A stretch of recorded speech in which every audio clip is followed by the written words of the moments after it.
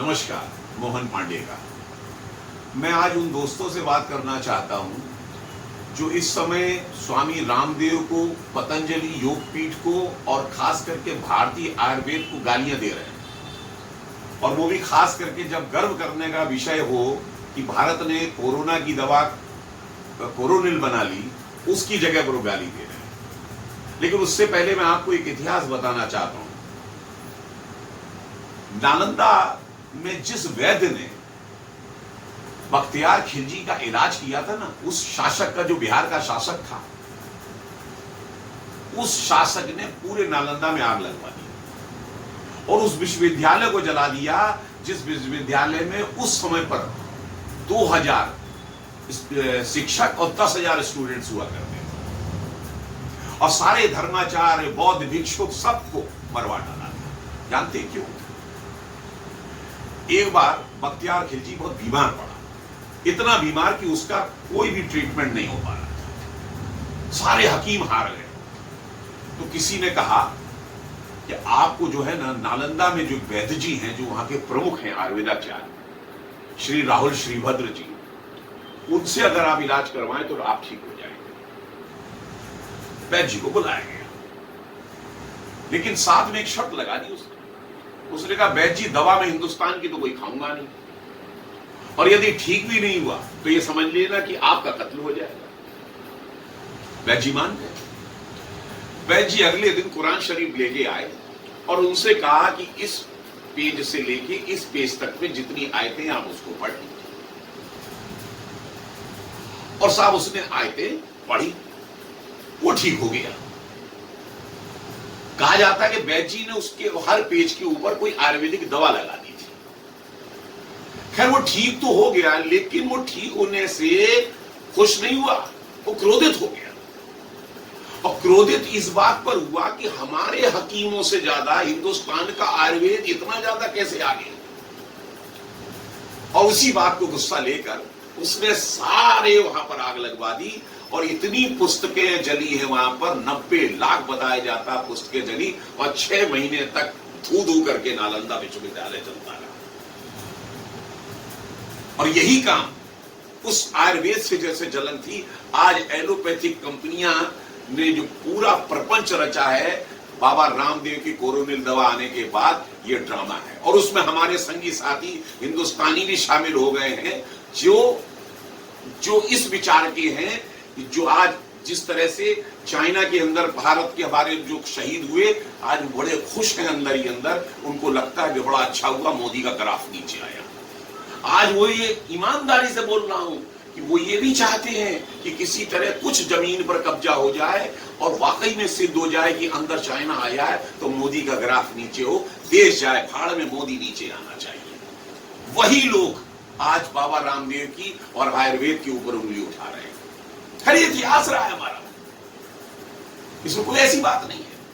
अमर शहीद लाला लाजपत राय ने एक बार कहा था, ये हिंदू कौम ऐसी है जिसे अपने महापुरुष, अपने भगवान, अपने त्योहार, अपने पर्व, अपनी संस्कृति और इन सब चीजों को गाली देने में ही गर्व महसूस होता है। वास्तव में वही कर रहे हैं। हमारा आयुर्वेद, जो आयुर्वेद के ऊपर हमको आज गवर्नमेंट से कहना चाहिए कि जब आज से 2000 साल पहले महर्षि सुश्रुत जो थे 100 तरीके की सर्जरी कर लेते थे, उसको बढ़ाने की जगह पर आपने आयुर्वेद के लिए क्या किया? नहीं पूछते। आज तक कभी ये नहीं पूछते कि एलोपैथिक के लिए जो हजारों करोड़ों रुपए का इसके ऊपर, देश के ऊपर खर्चा किया जा रहा है, आयुर्वेद के ऊपर क्यों नहीं किया जा रहा, ये नहीं पूछेंगे। आज तक भ्रामक जो प्रचार आता है कि स्क्रीन को लगाओ तो गोरे हो जाओगे, इसमें नींबू मिला हुआ है, इसको पियोगे तो आपके अंदर ये एनर्जी आ जाएगी, ऐसे भ्रामक प्रचार इसके ऊपर तो कभी उंगली नहीं उठाई गई। मगर बाबा रामदेव ने कह दिया कि कोरोना की इम्यूनिटी बढ़ाने की दवा है, तो साहब इसके ऊपर हमने तो अपनी मां बहन एक करा दी, पूरा हमने लैबों के अंदर करोड़ों अरबों रुपया खर्च कर दिया, और ये धोती वाला और ये भगवा पहनने वाला आदमी कोरोना की दवाई बना के ले गया। ये प्रॉब्लम है इन सब की। मुझे ये समझ में नहीं आता। मैं उन लोगों से पूछना चाहता हूं जो आज हिंदुस्तानी होने के बाद फख्र महसूस होने की जगह पर आज बाबा रामदेव को और आचार्य बालकृष्ण को गाली देते। मैं पूछना चाहता हूं, क्या बाबा रामदेव ने कोई डकैती डाली, कोई चोरी करी, कोई ऐसा अपराध किया जिससे आपसे उसने कुछ छीना हो, कोई ताबीज गंडा या कोई ऐसी चीज दी जिसका उसने आपसे पैसा लिया हो, या अपने आप को मैं ही भगवान हूं, मुझे पूजो ऐसा कहा, या ये समोसा खा, ये चटनी ले, तेरे ऊपर कृपा आ जाएगी ऐसा कहा? क्या कहा उसने? आपसे कोई भी ऐसी चीज कही हो कि तुमको ये दवा खानी पड़ेगी तभी तुम ठीक होगे?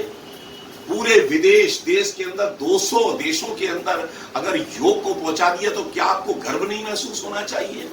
आज अपनी इम्यूनिटी बढ़ाने के लिए इस देश का करोड़ों आदमी इस समय कोरोना काल के अंदर अपने आप कपालभाति अनुलोम विलोम कर रहा। किसकी सीख, किसने सिखाया? कौन जानता था योग गिने चुने लोगों के अलावा? आज आप उसको कहते, क्या उसने आपसे इन सब बातों का पैसा लिया? आज उंगली उठाते हैं कि अगर आयुर्वेद में इतनी जान थी तो बालकृष्ण अपना हार्ट का उपचार करने के लिए क्यों गए? क्या उन्होंने कभी संत मदर टेरेसा के ऊपर उंगली उठाई, जो कहती थी, हाथ लगा के कहती थी, चमत्कार कर देती थी, जो सही हो जाता था? जब वो खुद बीमार पड़ी और खुद बीमार पड़ने के बाद बहुत तकलीफ से उनकी मृत्यु हुई, क्या कभी किसी ने उंगली उठाई? नहीं उठाते। हमारी संस्कृति नहीं है इस तरह की, हम भी जानते हैं ये बात को। जो आचार्य बालकृष्ण आयुर्वेद के ऊपर उंगली उठाते हैं,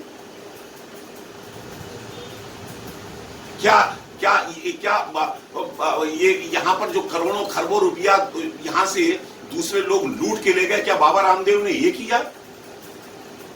ऐसी कोई आतंकवादी कार्रवाई आतंकवादी वो करी? इस तरीके की बात करके आप देश का शान ऊपर नहीं करते। होता तो ये कि आप गर्व के साथ कहते कि हाँ, हमारे देश ने कोरोना की दवा बना ली है। इसकी जगह पर आप ऐसी कंपनियों की तरफदारी करते हैं जो 5-10 हजार रुपए की दवा हो। आज ये दवा कम से कम 545 रुपए की, गरीब हो, वो भी गरीब को उसने कहा है कि हम फ्री देंगे। ऐसी चीज मत करो। राजनीति हर जगह पर नहीं करनी चाहिए, राष्ट्रनीति करनी चाहिए। ये नीचता है। फख्र करिए कि हमारे देश में इस तरीके के आयुर्वेद है और हमारे पास बाबा रामदेव है, जिसने आज अनाथालय, शिक्षालय, चिकित्सालय, लंगर, शहीदों के लिए दुनिया भर की काम जो देश के लिए किया है, जो आज तक किसी ने नहीं किया और आपसे कोई पैसा नहीं लिया। इस बात पर गर्व करना चाहिए। आज किसान जड़ी बूटी ये सब कुछ उगाकर अगर वो देता है और रामदेव जी उसकी दवा बनाते हैं, आज एलोवेरा, तमाम तरीके की ऐसे टहनी पौधे, सबका जो आज यहाँ पर इसका मूल्य बढ़ा है, ये सब बाबा रामदेव जी देना, उस पर गर्व करना चाहिए। जय हिंद।